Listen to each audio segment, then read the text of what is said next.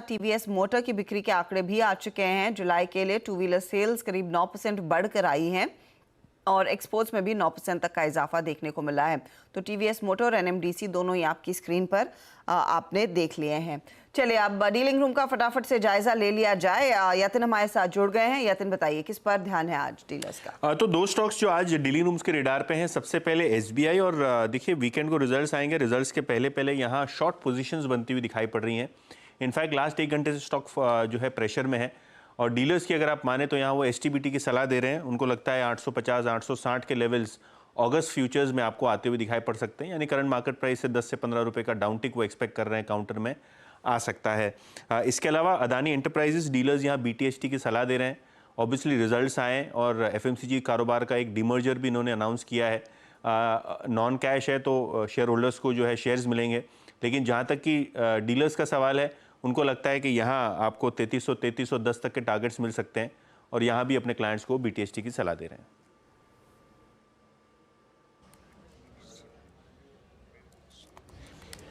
Okay Yatin, बहुत बहुत शुक्रिया।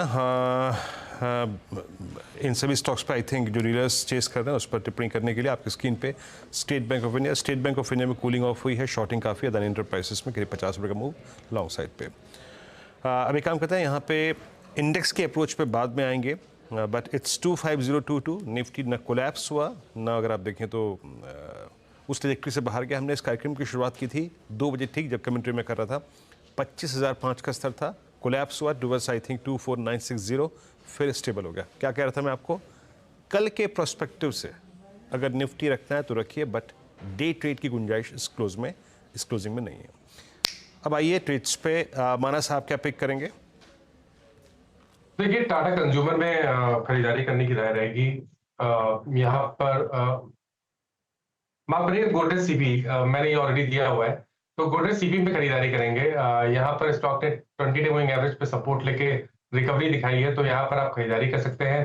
इसके फ्यूचर में खरीदारी करिए, 1467 के प्राइस चल रहे हैं। स्टॉप लॉसेस आपको 1450 1450 के नीचे लगा के ट्रेड लेना है। 1510 तक के टारगेट पॉसिबल है गोदरेज सीपी के फ्यूचर में।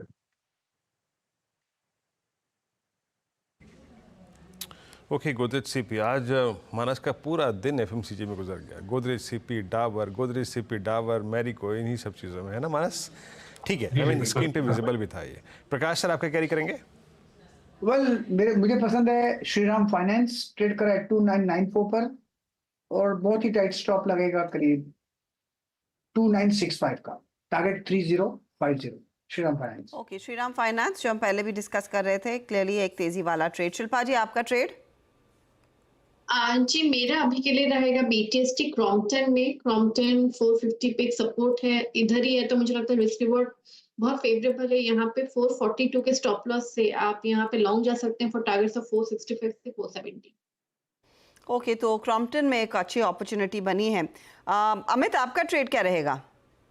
जी हर्षिता मैम, मैं एमसीएक्स के साथ जाना चाहूंगा। यहाँ पे एक ब्रेकआउट नजर आ रहा है, 4388 करंटली इसका प्राइस है। टारगेट्स रहेंगे 4500 के और स्टॉप लॉस रहेगा 4330 का।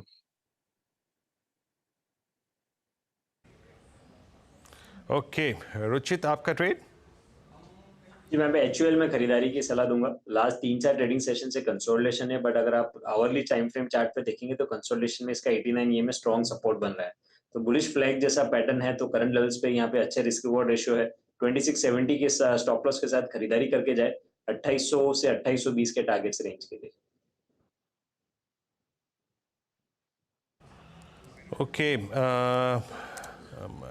प्रशांत आपका ट्रेड?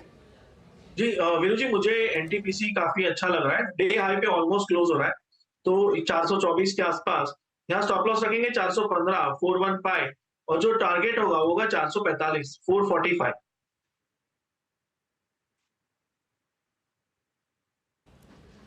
ओके, एनटीपीसी 423.90 पर। अच्छा, कोई और तो ये बचा डायरेक्टर साहब, कोई क्या आशीष हैं अभी? मेरे ख्याल से कोई बचा नहीं होगा अब, सब अगर आप देखें तो हमने ले लिए, सब हो गए जी। हाँ, अब आते हैं इंडेक्स आउटलुक पे। डायरेक्टर साहब जरा एक काम कीजिएगा,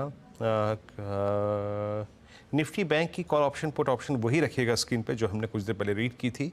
देखिए निफ्टी को मैं कह रहा हूँ, निफ्टी को आपको ये थोड़ा बहुत बेनिफिट ऑफ डाउट देना पड़ेगा, क्योंकि आज हमारे पास सडनली एक आउट ऑफ कोर्स एलिमेंट आ गया था।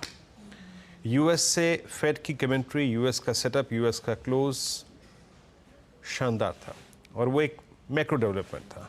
मेरे ख्याल से उसका एक दूरगामी परिणाम लंबे टर्म पे इम्पैक्ट पड़ेगा, तो हम उसको सिर्फ इंट्राडे में तो भाप नहीं सकते।